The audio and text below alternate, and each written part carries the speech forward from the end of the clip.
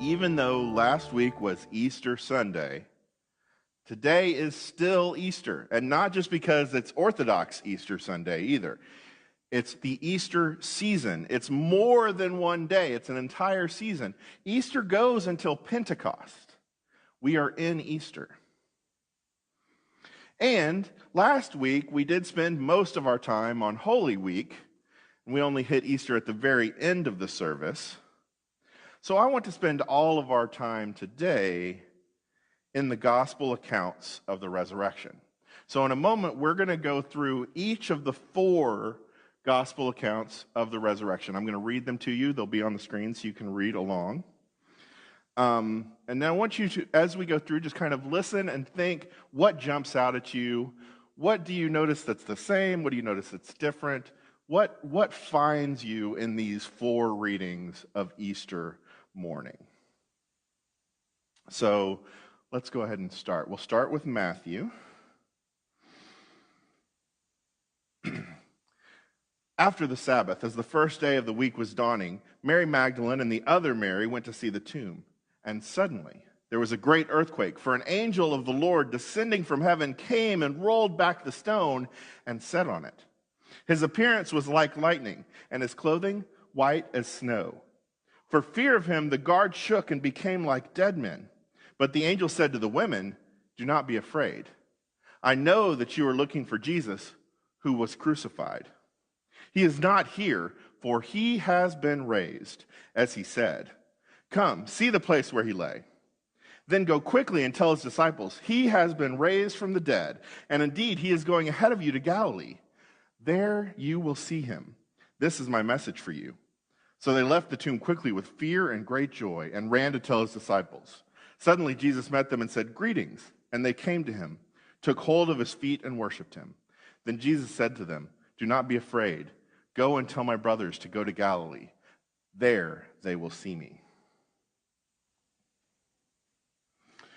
Next, let's go ahead and look at Mark, which if you were here for Easter last year, that was what the sermon was on, as we did the Mark telling. When the Sabbath was over, Mary Magdalene and Mary, the mother of Jesus, and Salome brought spices so they might go and anoint him. And very early on the first day of the week, when the sun had risen, they went to the tomb. They had been saying to one another, "Who will roll away the stone for us from the entrance to the tomb?" When they looked up, they saw that the stone, which was very large, had already been rolled back. As they entered the tomb, they saw a young man dressed in a white robe, sitting on the right side, and they were alarmed. But he said to them, "Do not be alarmed. You are looking for Jesus of Nazareth, who was crucified. He has been raised. He is not here. Look, there is the place they laid him. But go, tell his disciples and Peter that he is going ahead of you to Galilee. There you will see him, just as he told you." So they went out and fled from the tomb, for terror and amazement had seized them. And they said nothing to anyone, for they were afraid. Luke chapter 24. But on the first day of the week at early dawn, they came to the tomb, taking the spices that they had prepared. They found the stone rolled away from the tomb. But when they went in, they did not find the body. While they were perplexed about this, suddenly 2 men in dazzling clothes stood beside them. The women were terrified and bowed their faces to the ground. But the men said to them, "Why do you look for the living among the dead? He is not here, but he has been raised. Remember how he told you while he was still in Galilee that the Son of Man must be handed over to sinners and be crucified, and on the 3rd day rise again." Then they remembered his words, and returning from the tomb, they told all this to 11 and to all the rest. Now it was Mary Magdalene, Joanna, Mary the mother of James, and the other women with them who told this to the apostles.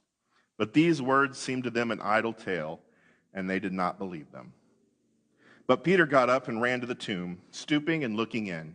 He saw the linen clothes by themselves. Then he went home, amazed at what had happened. And finally, from the Gospel of John. Early on the first day of the week, while it was still dark, Mary Magdalene came to the tomb and saw that the stone had been removed from the tomb. But Mary stood weeping outside the tomb.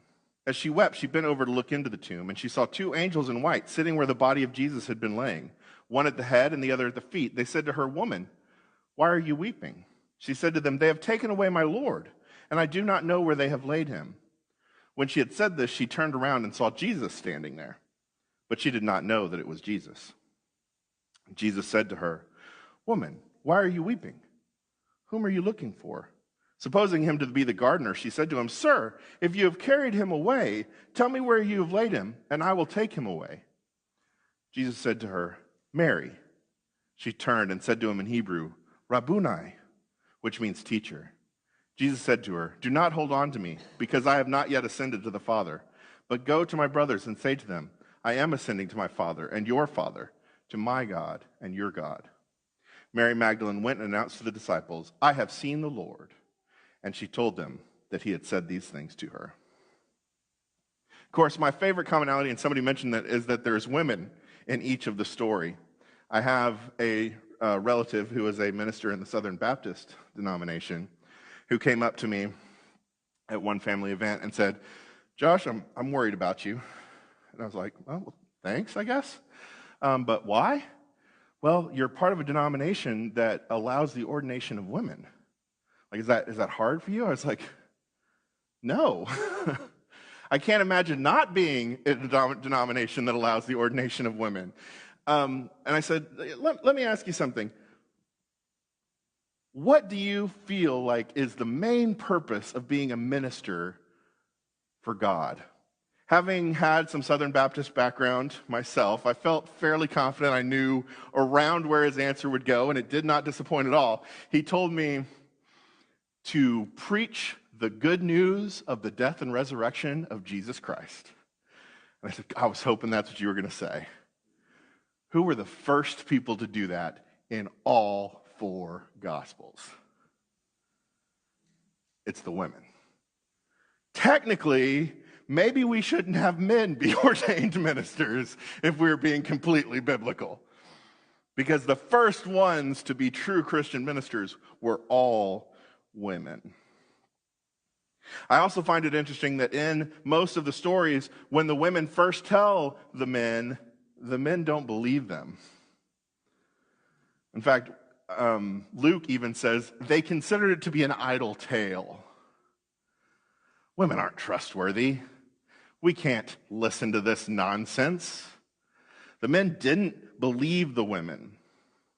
And I think that's something that can speak to us especially today. We need to listen to women, but more, we need to listen to all those that don't have the privilege and status of society. Because that's how God works in the world, is through the marginalized. They're the ones telling us what God is doing in the world. If we're not listening to those voices, we're missing it.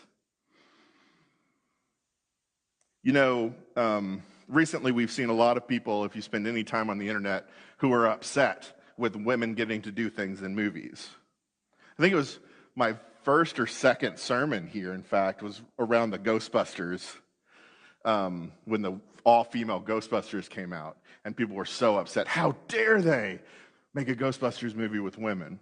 Well, more recently, we had Captain Marvel that came out, and Brie Larson, who is a phenomenal Carol Danvers,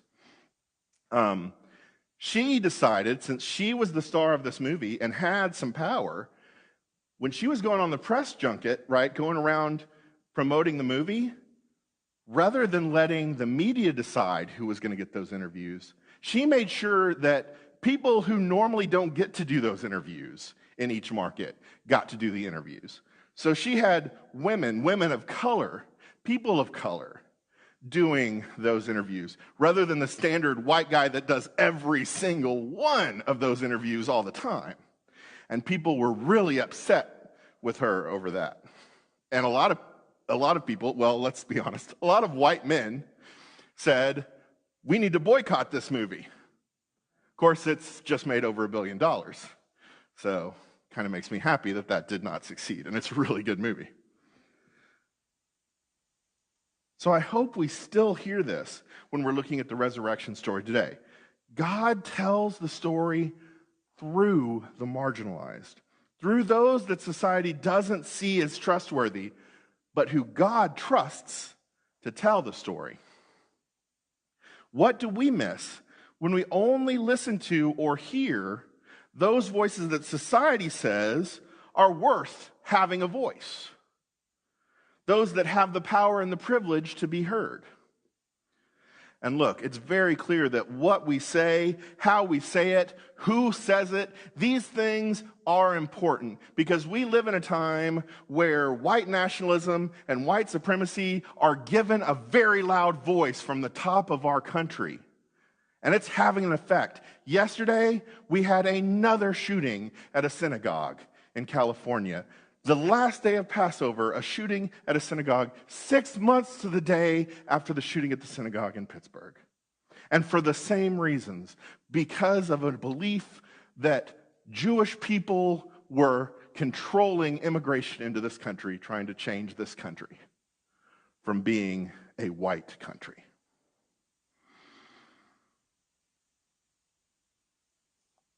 What we hear and who says it matters. So I hope we take that lesson to listen for the voices that society may try to silence, that privilege and power don't want to allow. The other thing that happens in all four of those, however, is a ton of passive voice. I don't know if you all know this about me, but when I was finishing seminary at TCU, I had a job at a church, but I also had a job at the TCU Writing Center. Go Frogs. And I worked with students on their writing. And one of the main grammatical rules that I had to go over pretty much every single tutorial was the rule on passive voice. Does anybody know what I'm talking about when I say passive voice? I know our Revelation Bible study people do, but everyone else know what passive voice is?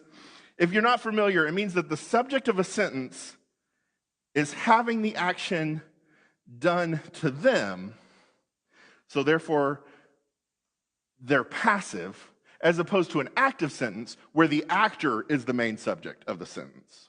So the example I often used back in the Writing Center days was, the baby was saved by Superman. The subject of the sentence is the baby, but the one who does everything is Superman. So I would always ask, how can we rewrite this sentence so the one doing the action is the subject? And most of the time they would get it and tell me, Superman saved the baby. See, one of the problems with passive voice is that who or whatever is actually doing the action a lot of times isn't even in the sentence at all. I mean, unlike the example I gave where Superman's in the sentence, just not doing the action. So a lot of time the reader has to wonder who or what is actually doing the action.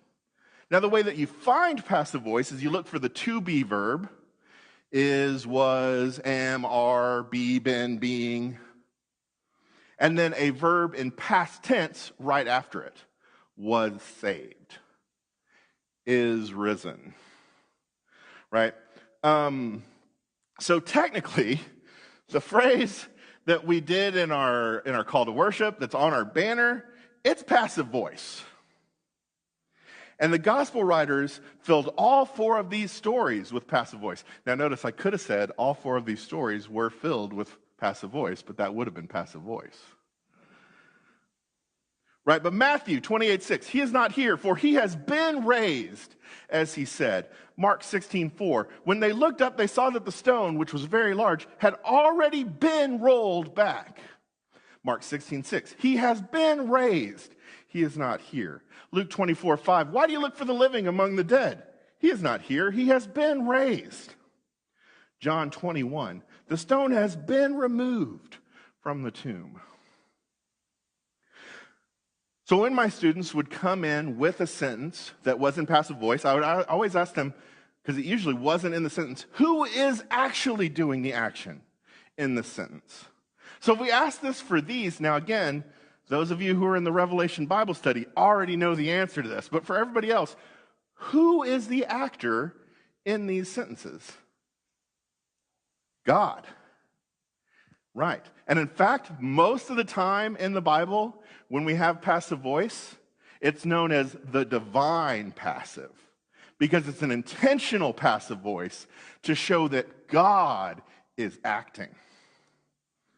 So if we wanted to be grammatically correct, We could make God the subject of the sentence. We could say, God removed the stone from the tomb, or every Easter we could say, God raised Jesus.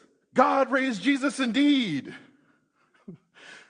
That's perfectly acceptable grammatically, but I feel like it's missing something. It just doesn't feel right to be like, God raised Jesus. God raised Jesus indeed. It doesn't work. Not as well as he is risen. He is risen indeed. Now, it could be just because it's 2,000 years of tradition that make that sound way better to us, but I think there's something more to it. We lose something otherwise. It does answer the question of what happened nearly 2,000 years ago, but he is risen gives us something else that's absent in the God raised Jesus. Because God raised Jesus is completely in the past tense. We lose the present connotation. The fact that the resurrection is just as pertinent today as it was 2,000 years ago. Mary and the others did discover the stone rolled away. We could say God rolled the stone away, but we lose the fact that God is still working in the world today if we're fully past tense. Resurrection is something that is current, that should speak to us and mean something to us today. And resurrection is a historical event. It's something that we remember, that we can place in a particular time, place, and context. So we can't just say God raises Jesus either. Because we do need to remember the historical part of it, that it is a historical event, even though resurrection is an ongoing and present thing. We need the is, and we need the past tense of risen.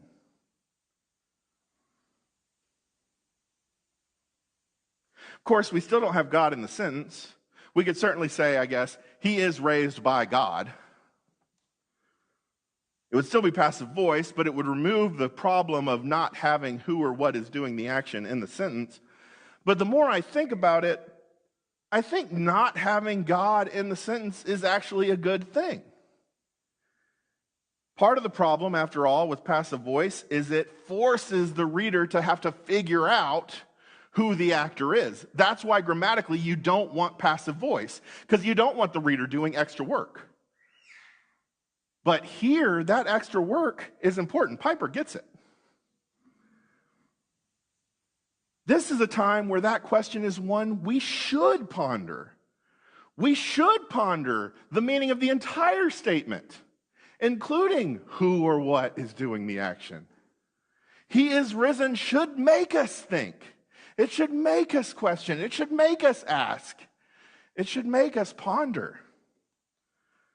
Who or what is actually performing the action? God is. God is performing the action. The action of resurrection is ongoing. Resurrection is happening today. Resurrection is happening here. The living Christ is among us now. Just as he was, and it did some 2,000 years ago when God raised Jesus from the dead. The action of resurrection in our historical context took place around 2,000 years ago in Jerusalem. Particular time, particular place, particular context. The risen Christ appeared to Mary and the other disciples then, but he is risen. Grammatically correct or not, it has something to say to us, not just on Easter morning, not just in the Easter season, but all the time, every Sunday, every day. Because we are an Easter people, now and always. And perhaps examining the things that we say and how we say them can help us remember that for more than just one day a year. Christ is risen. The risen Christ appeared to Mary and the other disciples, fulfilling prophecies, forgiving sins, overcoming death in the past, present, and future. Christ is risen. The risen Christ was with the disciples then, is with us today, will be with the church in the future. The resurrection is still occurring, still fulfilling prophecy, still forgiving sins, still overcoming death in the past, present, and future. So let us celebrate. Last week, today, and always, he is risen. He is risen indeed. Amen.